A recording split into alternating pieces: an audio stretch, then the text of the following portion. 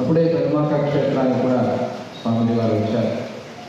వారు ఈసారి చాతుర్మాస్యం పీఠాపురంలో జరుగుతోంది అని తెలుసుకొని మైసూరు వచ్చి, స్వామిజీ మేము పీఠాపురం వచ్చి ఒక కళ్యాణం చేసుకుంటాము అని అడిగాడు. నాకు చాలా సంతోషమైంది.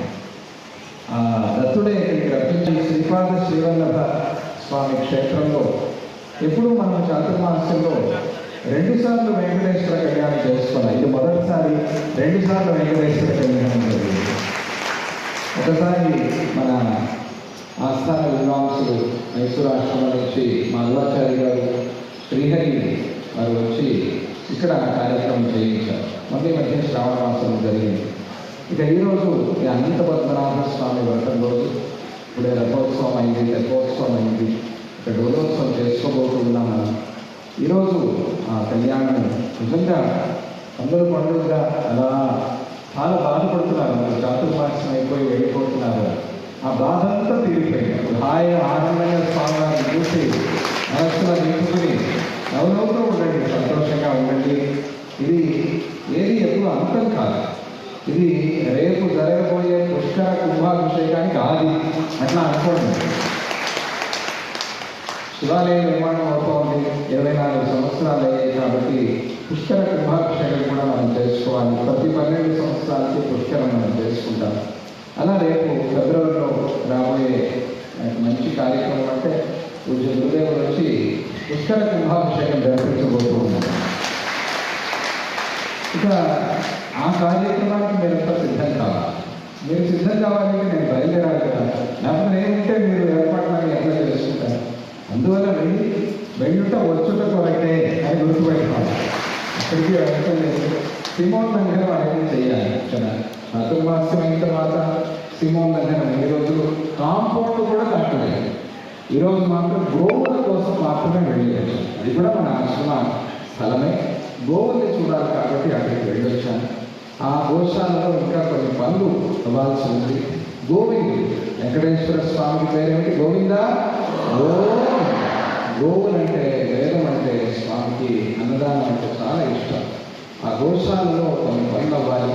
మీరందరూ కూడా మన ప్రభాకర్ గారి దగ్గర ఆఫీస్లో కనుక్కుని ఆ గోశాలకు అవ్వాల్సిన ఆ సేవ చేసుకోండి. గోశాలలో ఇంకా కొన్ని పనులు కావాలి. గోవులు బాగున్నాయి, చక్కగా ఉన్నాయి. వాటికి రక్షణ అంతా చూసుకునేవాళ్ళు బాగున్నారు. మన కార్యకర్తలు కూడా బాగా చేస్తున్నారు. కానీ ఇంకా కొన్ని ఏర్పాట్లు ఉంటే బాగుంటుంది అని అనిపించింది. గోమాతలు బాగున్నారు. గోమాతలు సంతోషంగా ఆనందంగా ఉంటే మనమంతా బాగుంటాం, భూమి అంతా బాగుంటుంది. అది గో మహిమ. అందువల్ల ఆ గోశాలలో కూడా మీరంతా సేవ చేసుకోండి.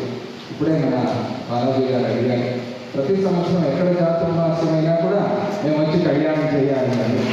అది స్వామివారి చేతిలోనే ఉంది, మన చేతిలో లేదు. స్వామివారి సంకల్పం అది. ఈసారి అనుకున్నామా, స్వామి సంకల్పం, మనంతా నిమిత్తం. స్వామి చేయించేవాడు చేసేవాడు అంతా, కర్త కార్యత అంతా స్వామి. అలా స్వామి సంకల్పంతో వారి కోరిక నెరవేరి ప్రతి సంవత్సరం వచ్చి ఇలాగే వారు కళ్యాణం చేసేట్టుగా, అలాగే వారి పరివారం అంతా చాలా చక్కగా చాలా శ్రద్ధగా ఈరోజు కార్యక్రమం చేశారు. మంగళవాద్యాలతో బాగున్నాయి. మైసూరు పీఠాపురం సంగమంగా ఈరోజు మంగళవాద్యాలు కూడా మనం విన్నాం. చాలా మంచిది. మీరంతా పంచోత్సవ సేవ అవ్వాలి అని.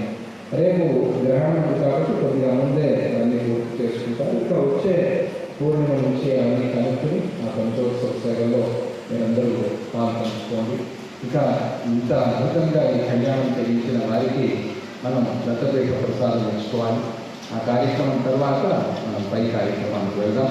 జై గురుదత్త, శ్రీ గురుదత్త. జై గురుదత్త, శ్రీ గురుదత్త. ఈరోజు హరే రామ తారక మంత్రం ఇన్ని రోజులు 40 లక్షలు జపమైంది. ఇందులో ఆన్లైన్లో అంతా కూడా చేశారు. దాని దశాంశ హోమం కూడా ఇవ్వగలిగింది. ఈరోజే స్వామివారి కళ్యాణం ఇంకా ప్రజల దశాంశ హోమం అందరూ సరైన సమర్పణ కూడా చేసుకున్నారు. అది ఇప్పుడే అని కాదు, ప్రతిరోజు చేసుకోవాలి. ఆయన చాలా అడిగారు, నేను ఇంకా రేపటి నుంచి ఎట్లా అది చేయాలి. నేను మనం చెప్పుకున్నట్టుగా మనకు అక్కడి నుంచి ఒక ఉత్తరం వచ్చింది. ఉత్తర బందిదే కాగద బందిదే నోడి యొక్క కాగద బందిదే ఒక ఉత్తరం రాశాడు స్వామి, మీరు ప్రతిరోజు ఈ నామమంత్రం చేసుకోండి. మనం ఆయన ఉత్తరంగా ప్రత్యుత్తరం పంపించాలి.